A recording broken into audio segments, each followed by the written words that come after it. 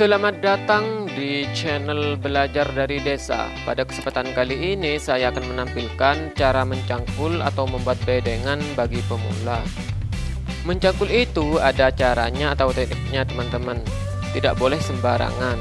Karena kalau sembarangan maka bisa menyebabkan hal-hal yang gak diinginkan seperti kerugian, tingginya biaya perawatan, hasil panen tidak maksimal, bikin pekerjaan jadi tambah lama, dan juga bikin badan jadi sakit, terutama sakit pinggang. Terus bagaimana agar semua itu tidak terjadi? Silahkan simak video ini baik-baik.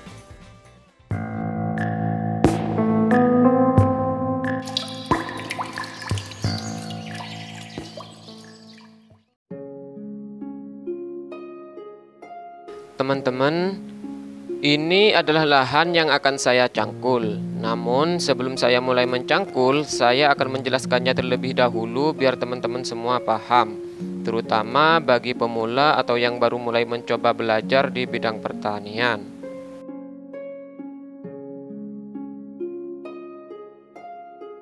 Kalau kita lihat sekilas, mencangkul atau membuat bedengan itu kelihatannya sangat mudah. Cuma tinggal nyangkul-nyangkul tanah, kemudian ditumpuk, lalu dibentuk bedengan wes jadi. Namun, sebenarnya ada caranya atau tekniknya. Karena kalau sembarangan, cuma sekedar tanah ditumpuk-tumpuk seperti yang saya katakan tadi itu, maka bisa menyebabkan hal-hal yang gak diinginkan, seperti kerugian, gagal panen, tingginya biaya perawatan, dan juga bikin badan sakit, terutama sakit pinggang. Dan ini sering dialami oleh setiap orang. Oleh karena itu, di sini saya akan menjelaskan sejelas-jelasnya agar hal-hal di atas tidak terjadi atau minimal mengurangilah hal-hal negatif tersebut.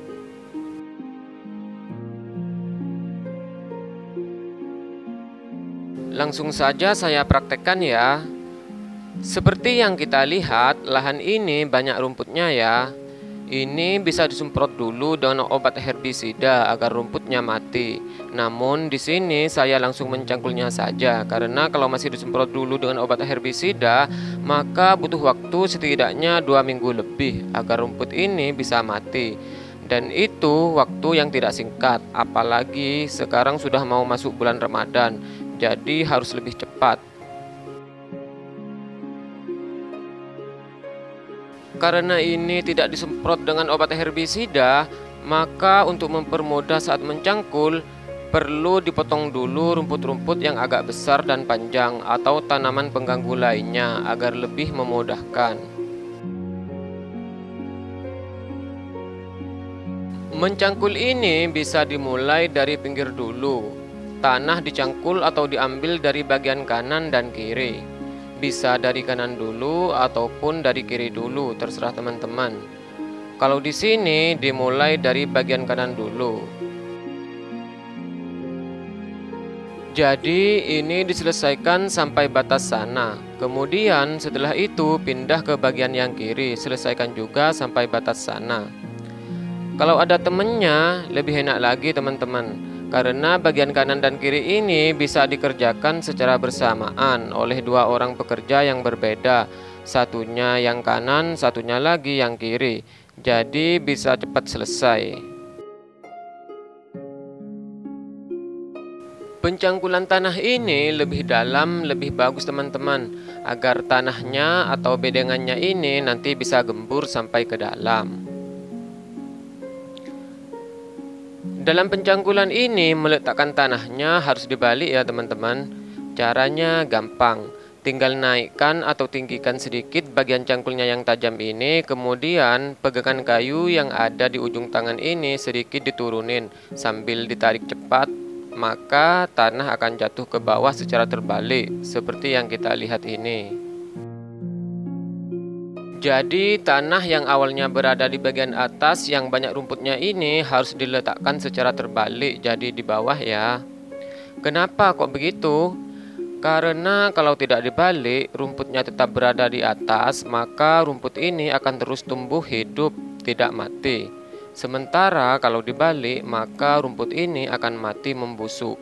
Kemudian akan menjadi pupuk kompos yang bisa menyuburkan tanah dan tanaman. Selain itu, alasan yang lainnya karena tanah yang terus-menerus berada di bagian atas ini minim kandungan unsur haranya karena dimakan rumput atau tanaman lainnya. Sementara tanah yang berada di bagian dalam atau bagian bawah ini unsur haranya lebih banyak. Oleh karena itu, teman-teman, penting dilakukan pembalikan tanah. Yang tanah bagian atas ditaruh di bawah, sedangkan tanah yang bagian bawah ditaruh di atas, seperti yang saya katakan tadi.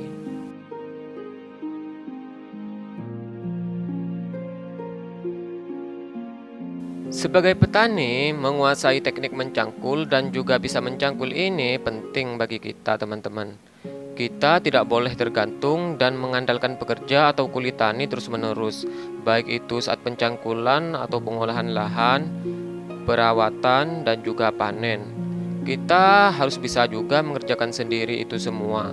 Karena kalau mengandalkan kulit tani semua terus-menerus, berapa keuntungan yang bisa didapatkan dari hasil taninya? Ya, kalau harga hasil taninya lagi mahal masih tetap untung. Tapi kalau lagi murah, ya bisa rugi banyak nanti. Ya, tentunya semua itu dengan tanda kutip, teman-teman, yaitu jika lahannya tidak terlalu luas. Tapi kalau sangat luas, ya harus pakai kulit tani juga. Cuma sebagian harus sambil dikerjakan sendiri untuk mengurangi biayanya.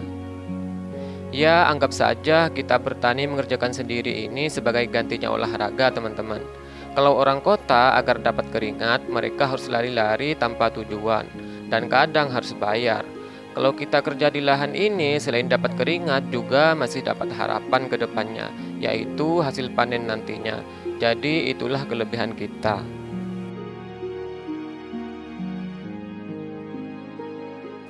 Bedengan ini masih belum jadi ya, teman-teman.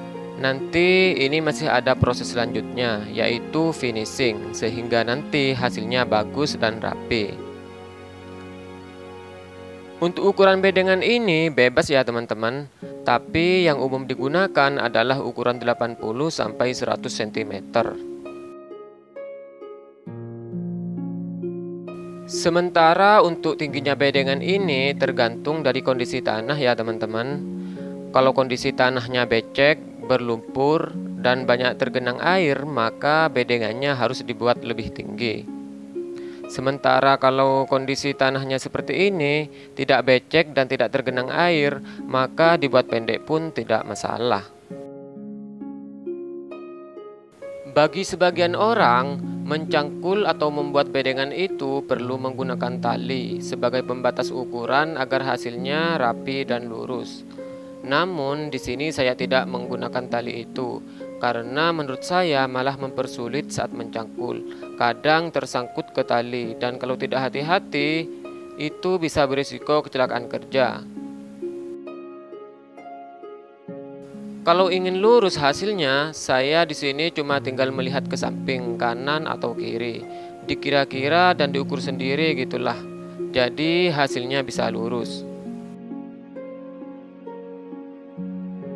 Sekarang coba kita finishing alias menyelesaikan bedengan ini ya.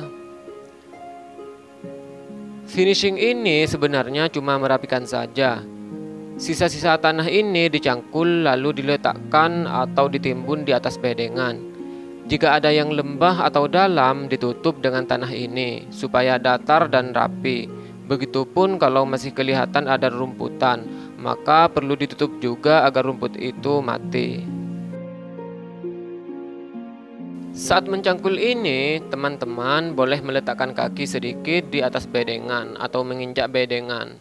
Cuma jangan menginjak semua, karena kalau menginjak semua, kakinya berada di atas bedengan, maka bedengan ini bisa padat.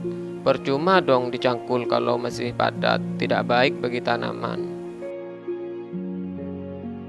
Jadi coba begini saja, kaki satunya letakkan di atas bedengan. Kaki satunya lagi diletakkan di bawah.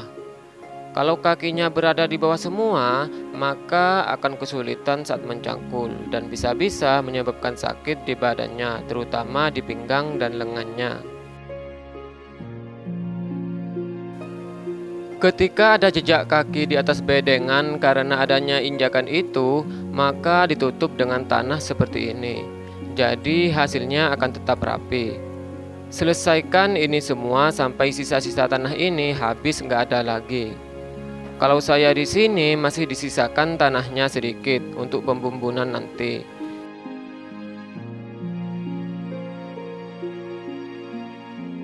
Jadi saat mau pembumbunan nanti tidak perlu susah-susah cari tanah karena tinggal ngambil saja dari sini.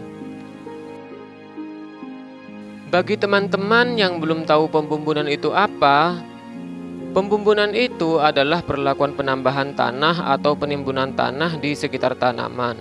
Hal itu cukup bagus buat tanaman dan bisa menghambat pertumbuhan gulma juga. Teman-teman, ini dia hasilnya.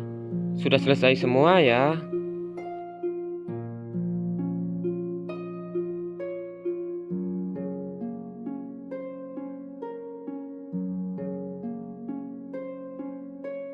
Demikianlah hal-hal yang dapat saya sampaikan. Semoga menjadi inspirasi bagi Anda. Terima kasih.